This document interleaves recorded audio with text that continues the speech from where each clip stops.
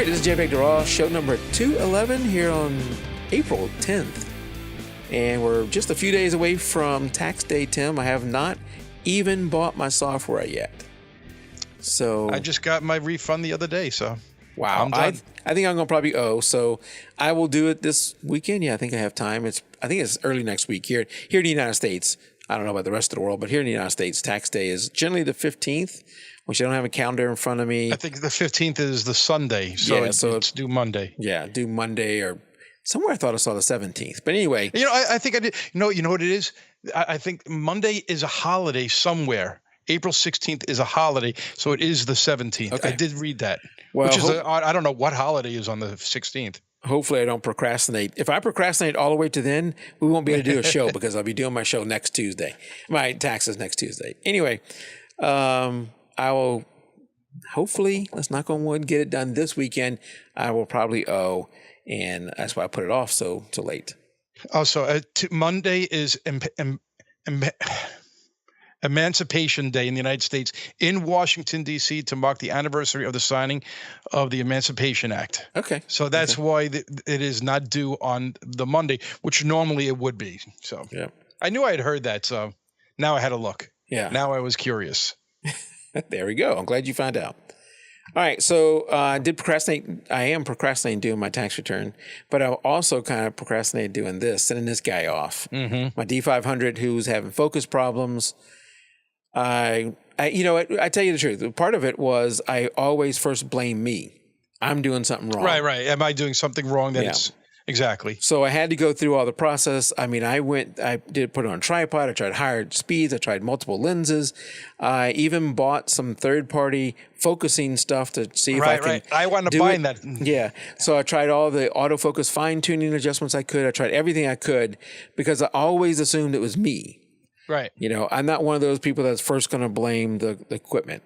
So eventually I got to the point where I decided it's not me. You know, I've shot lots of cameras. I've never had this problem. So it's, you know, I figured I need to send it off. I filled out the paperwork last week and I finally took it to the UPS store on Thursday, I think it was. And the first guy who was helping me was brand new, and I think he was struggling a little bit, but then somebody else came and was more experienced, came and helped me out, bought the insurance, paid for everything, and the guy just stuck it aside and, you know, said, thank you. And I was like, well, wait, aren't we going to bubble wrap this thing, then bubble wrap it again, and then, you know, stick it in a box? And he goes, oh, we do like 5 or 6 of these a day. You know, it's not a big deal. We know how to 5 or 6 a day. That's a lot. Yeah, so he did not mean 5 or 6 Nikons a day. He meant 5 or 6 cameras a day. But that's still a lot. I mean, maybe it's just electronics or something. I'm actually more surprised that maybe it just meant overall electronics. I can't imagine in one location, one UPS store location, because I'm sure people go to the post office and or FedEx to ship things out as well. So you're talking hundreds of locations. Now granted, you have these service centers. They're doing something. Well, that would seem like a lot. Again, this is just him telling me this. That, you know, there's no facts to back it up. It's just him telling me that. But he could be meaning, you know, we do quite a few of these, and it may not just be the service centers. You know, somebody selling them on eBay or bought something for somebody. You know, you never know. Right. What the thing is. But he said, you know, they know how to pack them, and it'll be at Nikon Tuesday. And today I got a charge on my credit card from Nikon saying, you know, because I had already filled the stuff online. I got a charge from Nikon for the repair. And I said, oh, they must have it. And when they scanned the little thing I sent in, they charged me for it. And then, of course, I went online. I got the email shortly afterwards telling me they had the camera. And then I can check the status on there. So I'm sure the next status update I'll get will be shipped. And in between shop and shipped, I won't get any information. Yeah, I would imagine that they'll have it turned around before the end of the week. That would be awesome. Yeah, because I mean, there's no reason for them to hold on to them. Yeah. Well, the only thing it would be is if they were like stacked up and they had a whole bunch of cameras in front of me. Yeah, I think they prepare for that because they're getting in 5 or 6 a day anyway. So, well, for this one place. Yes. Yeah, that's true. Well, I'm super excited to get back. You know, my biggest fear with it now is, so first fear is over. It's to them. From here on out, it's their responsibility in my mind. My next fear is they're going to say nothing wrong with this camera, and they're just going to send it back to me. And now I've got a camera that no, there is something wrong with it. Yeah, my bigger fear would be for them to say, okay, yes, there is something wrong with it, and it's going to cost $350 to repair it. Well, I mean, and I don't know. Did you come up with a price in mind of? Now, was the price you paid the overall price to repair it, or is that the not including parts at this point?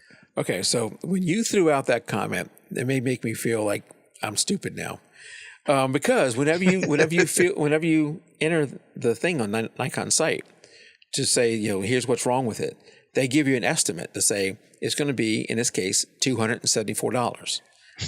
Okay. And I was close. yes. So that was their estimate. And if it turns out to be a focusing issue, then that's what it will be, $274. And that's what they charge my card for. Okay. So I think if they get in there and find something else is wrong, at that point, there may be additional charges, and then they will, I'll have to approve those additional charges. But I approved already the $274. Now, do they do a sensor cleaning at the same time? I don't know. We did the one live here, although I did that wrong. My God, I forgot all about that. That's a while ago. I have another camera, the D700. I need to do it to that one. And I now know how to do it right. But I'm not afraid of doing a sensor cleaning anymore. This one, I don't remember it having any specs on it. It's fairly new. And to be honest, when I say fairly new, it's fairly new to me. I bought it new, but I've had it for a while and just haven't shot much with it. So that's why. How many bodies do you have now? So I still have the D100, my original digital SLR, the Nikon D100, which is a 6 megapixel camera. And it was, when I went to trade it in, it was not worth much, so I just kept it. Then I have the D2X, which is the one I converted to infrared. That has a 12 megapixel. And it's the pro body. I like that body. And then the D700. Again, I was going to sell that one. It's a full frame. It's a good camera, 12 megapixel only. I was going to sell that one when I got the D500. But I forgot they were only going to give me like $200 for it. I know $200 is $200, and it would have almost paid for this repair here. But $200 for that thing just felt like I was getting ripped off. It feels like you're feeling like, even though you're not going to use it, it's like, but it was worth so much more to me. Yeah, but I mean, look, in today's cameras, 12 megapixels is pretty small, but that's still a good camera. That D700, it's a good camera. It's a full frame, and it's I think it's like 7 or 8 frames per second, and it's it's a decent camera. So anyway. Hopefully by next show we're talking about its shipping. It's on its own way. Yes. I don't know if it'll be back here because I imagine, if they send it out, if it's a simple repair and they send it out before Thursday, or Friday, if they send it out by Thursday, I may. Or at least you'll know by next week whether it's close to your house. Yeah. All right. So good luck. Let's talk about something that somebody else found online, Tim. Okay. That is, you have something to talk about here about a photographer who finds his lens. Yes, his stolen lens. And I found this article the other day, and a very interesting article. The photographer, Daniel Zeffer, that's close enough as to what it was, had a custom modified Canon, which was a very interesting camera lens, and he said it was stolen literally out of his room while he was sleeping in it while in Mexico, which to me absolutely sounds crazy. I mean, there you are, you're sleeping in your room, you wake up the next day and your camera equipment is gone. Yeah. So being in Mexico, and he had to travel somewhere else. I think he was in Guadalajara, Mexico. He said going through the police, he knew it wasn't going to help. He had to continue on to his journey to his next location. So he pretty much wrote it off. He had stopped using equipment insurance, so he knew he wasn't going to get any money back on that. So he said, you know what, I'm going to move on with it. Move forward a little while ago, and he receives a message from a friend of his that found his lens on eBay, and it was a special lens. I think it was modified to a Leica M mount, so which I never saw anyway. But it was on eBay for $2,300. His friend told him about it, so he wound up posting about it. He went to the police about it. He tried to get eBay to stop the sale. eBay said, no, you got to get a police report. Of course, by the time the police report goes through, the sale is already completed on eBay and it's going to disappear. And you're going to say to yourself, well, how does he know this was his lens? Well, the picture that was actually on eBay had the serial number on there, and he had his serial number, so he knew it was absolutely his friend's.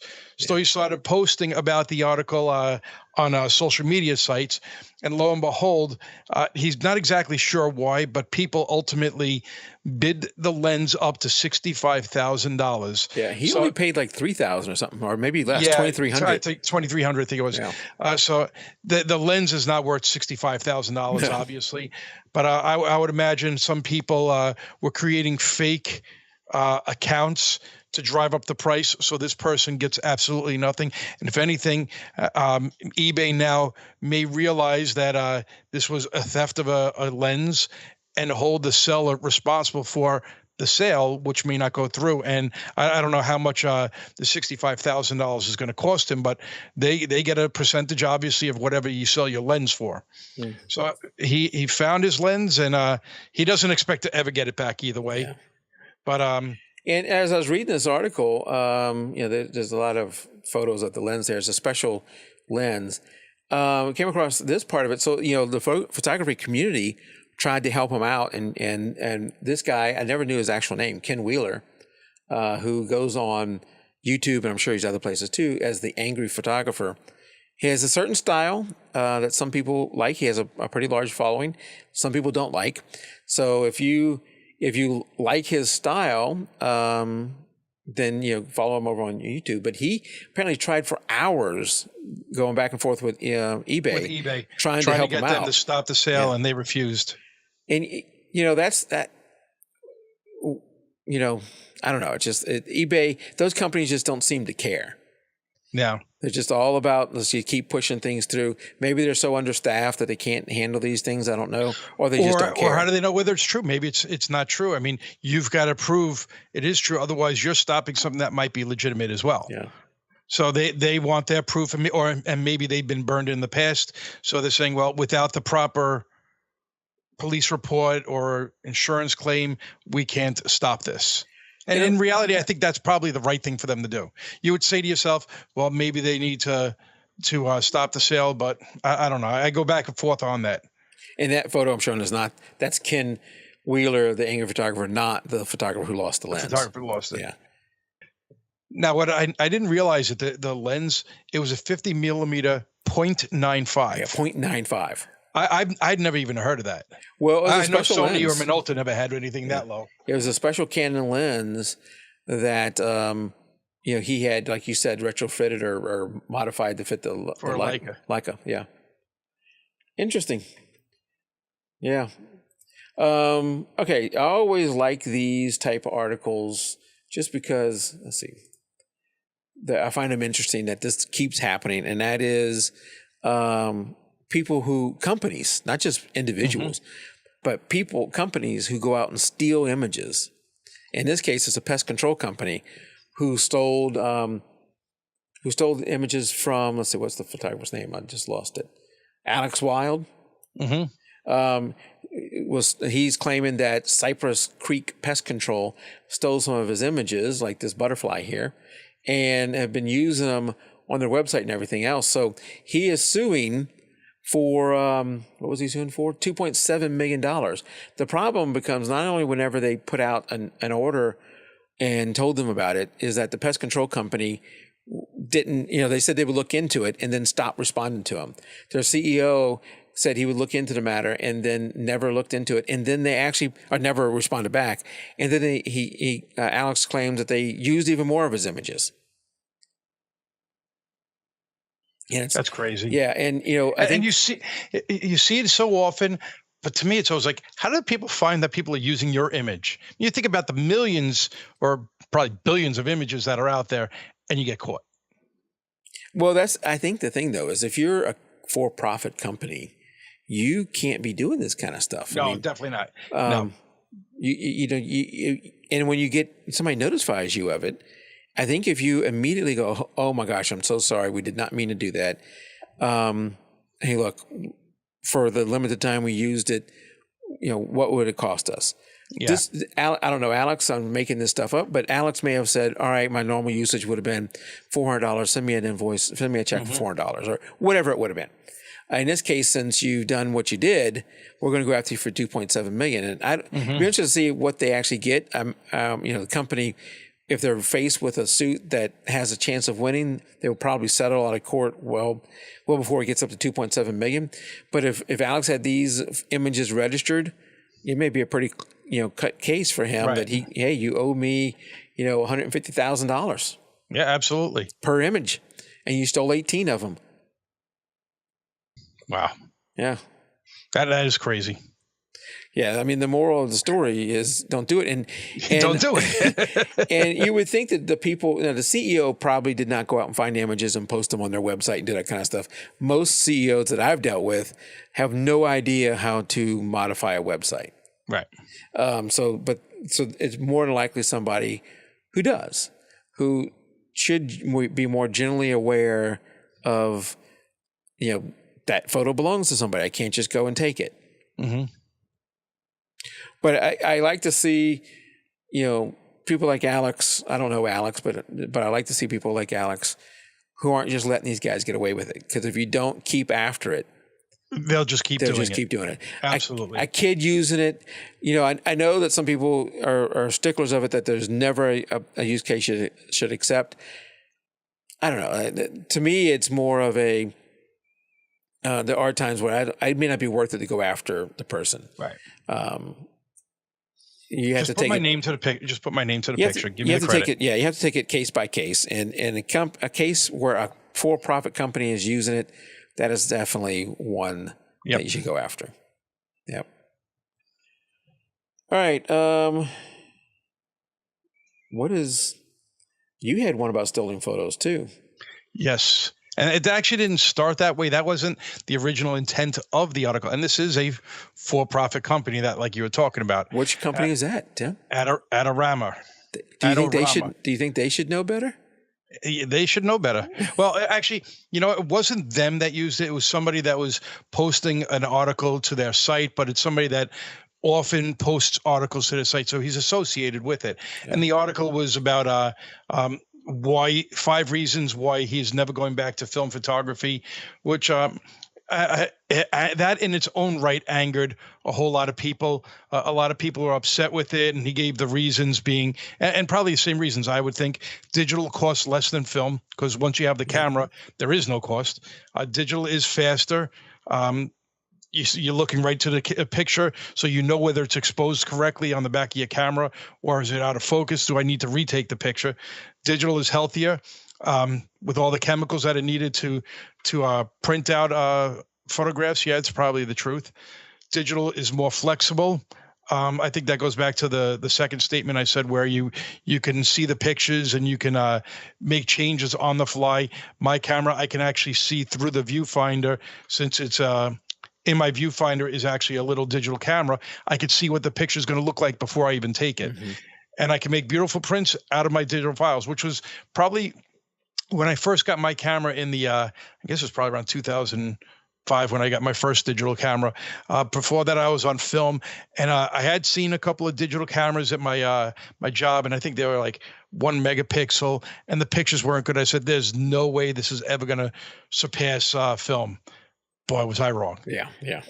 But that was the article. So there were a lot of people that were complaining about it. And some of them making the comments, well, if you don't want my money, I won't buy with you because you don't want my money for film. And then it got further on down the article, and he posted a picture of his camera that he'd been talking about, and he's talking about how nostalgia is nice and everything, but he's embraced digital photography. However, the picture he used of his Leica M3 was recognized by other people to be that of another photographer. And I forgot who the other photographer was, but there was actually a watermark underneath the camera of the other person's name. Is this the image right there? No, it's further down. Okay. Go further down, and it's that's the image that was taken. And if you see right underneath the lens, actually right underneath the lens, there is nothing. It's just a white area. Yeah. So if you go a little further down, there it is again. Ken Rockwell. Ken Rockwell, that's it. He took the picture from Ken Rockwell, and it's identical. The people said, well, if you look at the lens, you could see the reflections in the lens are the same. Yeah, this was obviously lifted directly from, the photographer or the person that wrote the article, then you know what? Once you've been caught, admit you made the mistake. Right. He said, well, I was putting together the article, and I needed a placeholder, so I just grabbed the picture off the internet and put it there, and I was going to put a picture of my own there. Yeah, and magically the Ken Rockwell's watermark disappeared. Yeah, that's where you lost it. And yeah, because if you right click and hit save image, like I have it pulled up right here, the copyright comes with it. Right. The watermark comes with it. Exactly. It doesn't magically not take the watermark with it. So that took a little bit of probably not a heck of a lot of effort. No, because to remove it's the way he's put it there. It's really easy to get rid of. It's easy to get rid of, but it wasn't a placeholder. So ultimately, and sadly for Adorama, this was during the week when they were on vacation due to the Passover vacation. So they're closed, so they couldn't even respond to this. However, ultimately they put out a response to it a couple days later, apologizing over the issue in regards to it, and accepting that it was done and believe that it shouldn't be done as well. But this was obviously a lifted piece. And, you're probably thinking, you know what? It's a stock picture. In reality, it doesn't look like somebody's specific picture. Right. But it had the watermark. I mean, it looks like something that you would have gotten off Leica's website of a picture of the camera. Yeah, we don't know how Ken got it. He put his watermark on it. But he could, and to be honest, I'm not sure because there's places to get images that you can use. There's doc agencies. There's like a place where I get some of mine that I use in some of the posts is a place called Pond 5. Whatever it is. You pay an annual subscription. They actually have audio. They have video. They have audio files, which is where I've got some of the music before, and they have photos and also other things you can get. And I'm not sure if you could take those images and put your watermark on them. I don't know the rules. I don't do that. But you don't have to give them credit. You're buying it and you're doing that way. So you don't have to say I got this from Pond 5. And I'm sure there's other places that allow you to do that too. So I don't know whether Ken got this from a place like that or he took it himself. I don't know. But I think they paid Ken after this some royalty in response to this. I don't think Adorama said it how much, but they did give him. So maybe Ken took it. Maybe Ken did take it, or maybe they just figured let's close this problem out. Yeah, you need to, because Ken is another. Maybe a lot of us in the photography world are a little bit of odd ducks. Ken is an odd duck, but he has a huge following. Right. And I think what they also wrote, Mason told us that he had inadvertently placed the image from Ken Rockwell's site in his article that he wrote for us and never intended to publish the photo. We believe him because he's been part of our family for many years. However, we also learned that Ken's photo may have been altered prior to placing it in an article, and this is unacceptable. We have been in touch with Ken, who's a great partner of ours, explained all of this to him, and paid him for the unauthorized use of his image of the Leica M3. Yeah. So Ken obviously said it was his image of the camera. So I would assume, otherwise he would say, no, I lifted this from somebody else. Well, if you have done removal of the copyright, I keep saying copyright. If you removed the watermark, then you weren't using it as a placeholder. Right. And that's exactly the point of it. And he said, one of his comments after when people were questioning is like, well, obviously Ken and I have the same camera. And then he deleted the post. But you know what? You're burying it. You're making yourself worse. True. When you remove the watermark and everything else about it was the same, you're You you're see this. burying You see yourself. this over and over again with people who make mistakes like that. I think maybe the first instinct is, crap, I got caught. I need to get out of this and stop all the Without complaining. saying that I took it. Yeah, and stop all this and just move on. But your response then actually makes it worse. Absolutely makes it worse. Yeah. All right. Well, that's two interesting articles on similar topics there. Yep. Before we go on to the last one, I had one more thing. So, where is this at? Photos. What was it? March 31st is the annual, I think, backup day. Okay. Yes. Yep. I saw this post. I've talked here many Multiple times yes, about backups and everything. So one of the things I do, and I would suggest that other photographers do out there, is not wait till your storage is next to zero. You come home, you slap the card into your reader, which mine's right over here. I don't know if y'all can see those little blue lights. I have that one that who was that?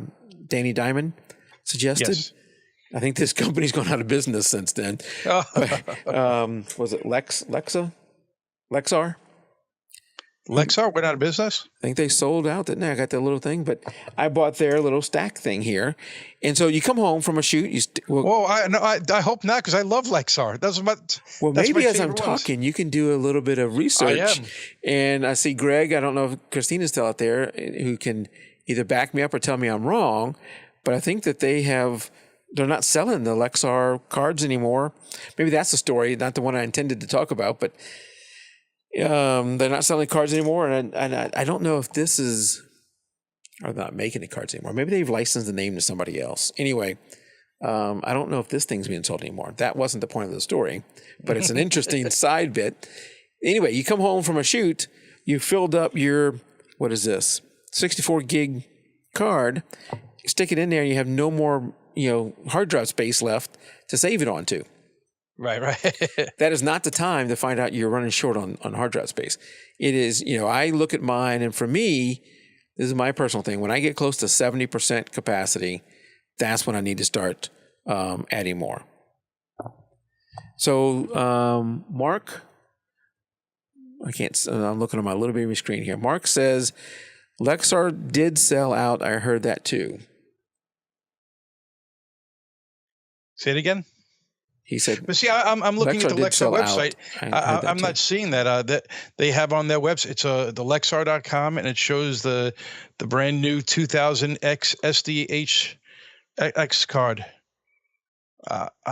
Maybe you need to do more research there. Yeah, my research is apparently bad. Okay, Greg says bought by Micron on June 2017. All right. Anyway, my point was to be checking your storage when you get down to whatever percent you say. Don't wait to 95%. For me, it's 70. So I recently added to my storage a new 6 terabyte drive, bringing me up to, I think, 42 terabyte, and I'm back down to 57%. So I am good. So World Backup Day was March 31st. If you're not backing up, I put a post out on our Facebook page. Probably should put this in a group too, but on the page about that, tell me what you do for backup. But I think some people get so confused by all the different options out there, they don't do anything. I'll tell you, if you want there's a simple solution, a simple thing you can do that'll at least help you. And that is, you can go, if you have your photos mainly stored on your laptop, your desktop, whatever it is, that's copy one. Mm-hmm. Get yourself an external drive that is large enough to hold all your photos, and use something like, if you're on a Mac, I think there's Time Machine that can just put it over there. There's other backup software on a PC. The one I use is Acronis, and have it back up your photos to that drive, that external drive. And then I recommend Backblaze to back it up to the cloud. If you don't have data caps and you have enough of a bandwidth or a small enough amount of data that you can upload it. If you don't, then you probably need a rotation of those external drives where you can take one off site. But that's about as simple as you can get: an external hard drive for the second copy, and then something like Backblaze or Carbonite. I like Backblaze to send it off site. Mm-hmm. So that's my message this time for backup. You still researching there, Tim? Yeah, I'm sad. I just posted it in YouTube. I'm sad. Yeah, because I liked they were the ones they did. I usually buy SanDisk cards, and for the XQD cards, I bought the Lexar card because I don't think SanDisk made one. And now I think the only option, or at least at some point, it's going to be the only option is the Sony cards. And who wants to buy Sony anything? Or SanDisk is still out there. But I don't think SanDisk makes the XQD cards. Oh, really? Oh, wow. Yeah. Yeah, Greg says, so sad. Huh? Greg bought a Drobo for $35. Wow. Yes. So I didn't, when those external drives, there's lots of options. You can just buy a Western Digital external drive, or you can buy a Drobo. Right. And you know, when you buy a Drobo, you're going to have to go out and put drives in it. So Drobo's, you know, Greg's $35 Drobo, that's a great deal. You're not generally going to find them quite that cheap. I mean, is there anything wrong with it? I mean, I can't. Who the heck would sell that for $35? Because that's generally it could be several hundred. Yeah, but it could maybe he's bought depends a US, which version also. Yeah, depends on which version. I don't want to get too sidetracked with this backup stuff because the solutions are just endless. But there's ones that are connected to your network. There's ones that are connected physically to your computer by Thunderbolt or USB 3 or something like that. Drobo is a great one. Synology is another good one. There's lots of other good ones out there that you can get really fancy on. The Drobos of the world generally, and the Synologies are going to be a little more expensive. And he says USB 2. Right. That's the bottleneck to it. Yeah, that's going to make it slow. But, you know, then again, it depends on how much stuff you're sending over there. Once you, like, let's say you're using Acronis to send it over there, some kind of backup software to send it over there. Once you have that original backup, then it's only doing the maintenance. Right, and so that's easy. Yeah, that's going to be much smaller stuff.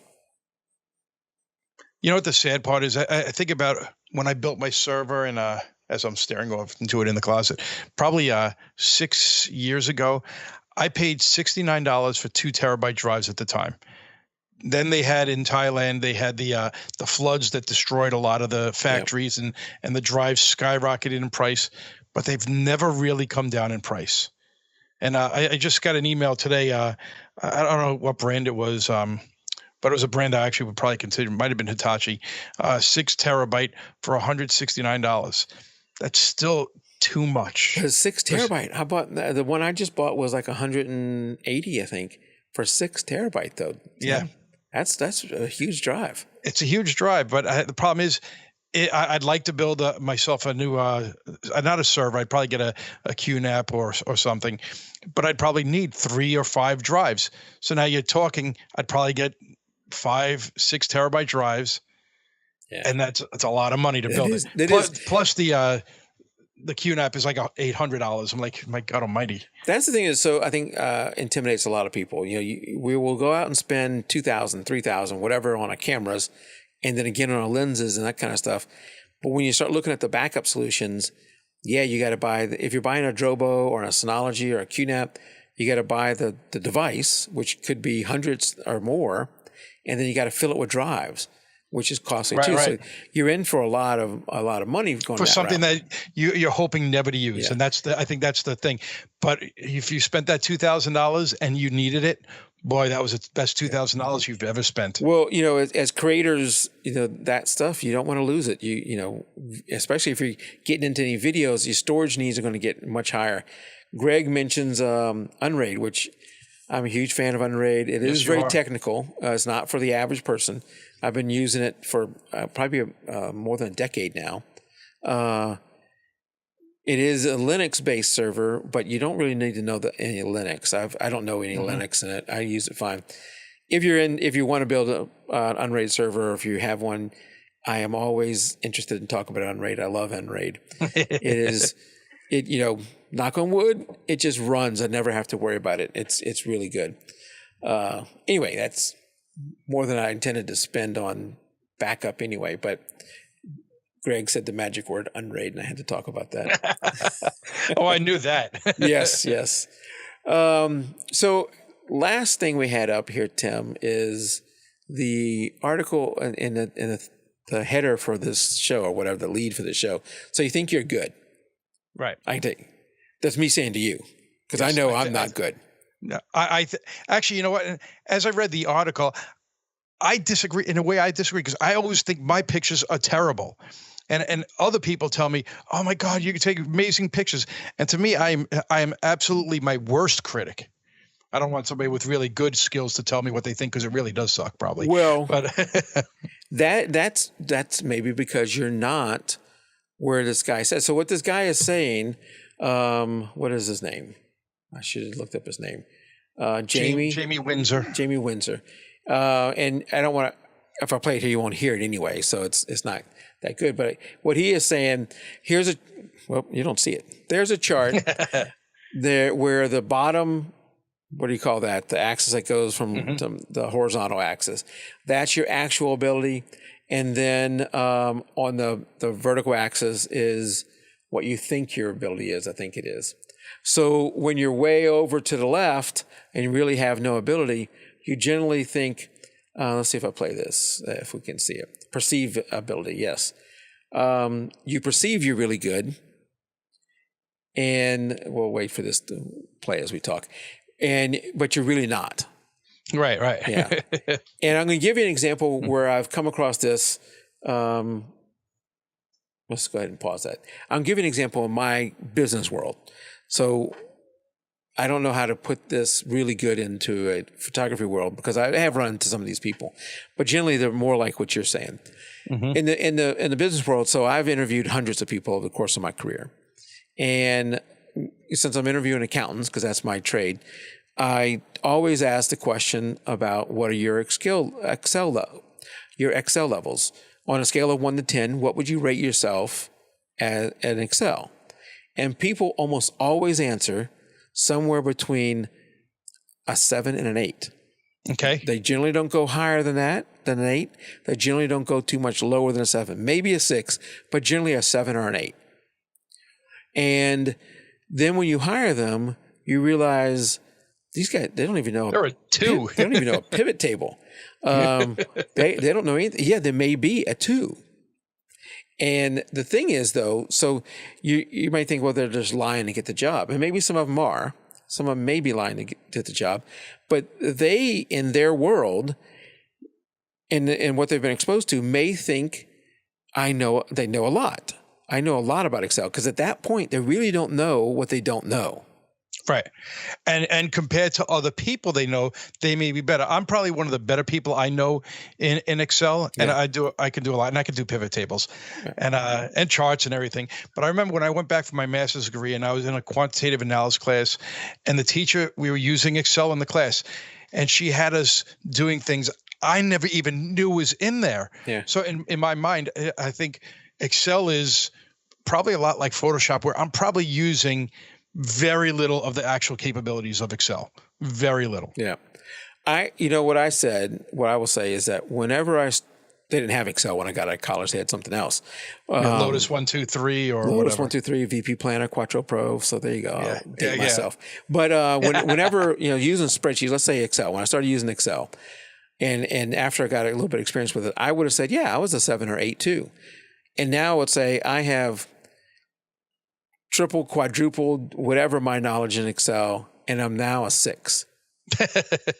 So the thing is that because I can, if you throw out the Visual Basic, throw out that part, that's a whole nother world.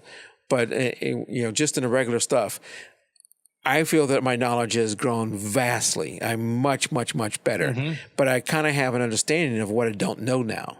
Right.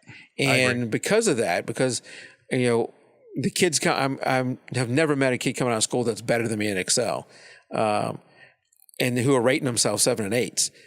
I think that I'm probably a 6 now. I got a lot more to learn. Even though I know a lot more, I got a lot more to learn. And I think that's what this article is trying to say with photographers is when they're starting out and they're starting to take some photos and maybe they got a few comments, they really don't know. And I'll put me in this category too. You don't know composition that well. Maybe you don't know exposure that well. You think you're doing good, but you don't know what you don't know. Absolutely. You don't know what you don't know to know whether you know it or not. And so as this graph plays, and he actually has a term for it. I forget, the Dunning-Kruger effect. As this graph plays, you see that as your actual ability increases, it mirrors just what I was saying. As your actual ability increases, the line actually gets less. Your perceived ability becomes less as your actual ability gets more. Mm-hmm. And then as your actual ability continues to increase, then you start to, your perceived ability gets higher.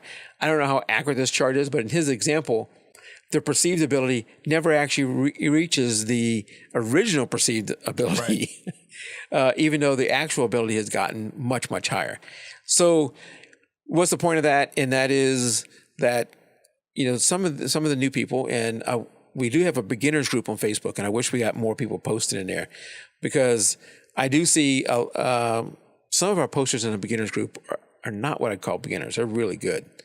But some of them are. They just don't maybe post as much. And I think they're still struggling with, let's forget about composition. That, to me, that's still a challenge. Just the basic exposure, stuff too dark. And it could be the monitor they're looking on is not properly calibrated, and on their monitor it looks right. If I edited photos on my work monitor, they would be just awful. Yes. Because it is not anywhere near where it should be. And the funny thing, I was just talking to a coworker today about the podcast and everything. Yeah. And I said, before the podcast, if you would have asked me where I thought I said I was an advanced amateur. Yeah. I am absolutely an amateur now. Well, yes, I see that too with people we've had on the show. And then that's what I said. I see that with people in our group. Some of the ones that are posting a lot now, the Christinas and the Ambers, who are posting, are so creative and so talented. And you go, wow, it's like everybody's better than us. So, yeah. If we're looking at a good game, we talk a good game. We do. If you look at this chart, I don't know if I'm following this curve. I'm thinking that my actual ability is probably somewhere down here. My perceived ability is down there too. So the only positive for me though is everybody says I take great pictures. So I live with that, but I know I'm very critical of my own pictures. Yeah, and Greg is saying he sees this in interviewing developers. I'm sure it's with everything. If you watch American Idol, where people learn for the first time when they're on TV that they're not a good singer, it's because it is probably the same thing. They're not a good singer. Maybe everybody told them, "You're great. You should go on American Idol. Go to American Idol. You're going to be the next American Idol." And you get on there. It's like, oh. And it's obvious to everybody else that they're not that good. It's self-reflection is hard. Yes, it is. Yeah. All right. Well, Tim, I think that's our last article that I wanted to go over tonight. We'll save a couple of others for another time. Flip back to us. Before we head out, we do have the photo contest. Let's see if I can get that web page up here. Oh, I wanted to show you, Tim. You've seen the finalists. You haven't voted yet, though. Oh, that's right. I got to do that tonight. Yes. So the finalists for the March contest is Amber with this awesome photo of her dog. That's just awesome. Millen with this creative thing of backspace, and the theme for this one was dream. Mm-hmm. And then Christina, who was out in chat earlier, I don't know if she's still out there now, of this one with the butterflies flying out of the hands. That's when I'm telling you, all these guys are just so creative. Absolutely. And so we just need a few more of the admins to vote, and we'll be posting the winners here soon. If you have, you've already missed March. But if you are... Yes, you've missed March. April is already underway. Go out there in the Facebook group over... just go to Facebook and search for JPay to Raw. Out there, we already have the Facebook thing posted on the beginners group over here and the regular group over there. And the theme for both this month for April is open. So anything you want. When we do a theme, you can upload up to 2 images. When we don't do a theme like this month, it's 1 image for the month. And so since it's open, I know everybody likes to come up with a theme but then I think that it limits people from entering. So this month, no theme. We'll go back and forth. I think I've said that before. Right. You can also, if Jan listens to this later, you can also go over to our website, go up here to photo contest entry, or just do jpedross.com/contest, and you can enter right through the website too. That's an easy way to enter, or to find the links to the groups right there too. Then this show, Tim, if you're not subscribed to YouTube, if you're watching on Facebook and you're not subscribed on YouTube, or if you're watching on YouTube and not subscribed, subscribe to us on YouTube. You can also get the show over on all kind of different places, and I still haven't added Podbean here. Those guys over at Podbean they're behind where we are just because of how I posted, not because of them, but because I posted. But I need to add it here. They'll get caught up here soon. But we're on iTunes, both video and audio, YouTube, Vimeo, and TuneIn and Stitcher and iHeartRadio and Spreaker for audio. And then AD is in the process of moving. When he comes back, we'll start the photo review show again, and that is only video, but it's on iTunes, YouTube, and Vimeo. And you can get these links. It's really easy. jpedross.com/subscribe. And I should mention, I need a list to close this stuff out so I don't forget all these things. We're only 200 episodes in. Yeah. And sometimes I forget to even record. But if you've not subscribed to a newsletter, you've probably forgotten if you have, because you've never received anything from me. I will eventually do a newsletter. So we'd love to have you subscribe to the newsletter. So I eventually do it. And it's over on almost every page on the website. On the right-hand side is the newsletter. There's no pop-ups. If you run into a pop-up on my website, let me know. I am not a fan of pop-ups. And I don't believe there's any pop-ups anywhere on the website. There shouldn't be. But it's over there on the right-hand side in the, what do you call that? The margin or whatever.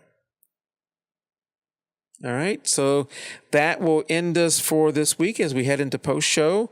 Come back, stick around and listen and interact in the post-show, and we'll see you maybe next week. Tim, you gonna be around next week, or are you gonna have everything moved? Well, I don't know what's going to happen. I don't know when they're going to put the carpet in, but I know the following. No, I think it's 3 weeks I'm not here. So I have 2 weeks I'm available, I think. Okay. Well, maybe we'll be back next week. Until next show, keep it raw. Good night, everybody.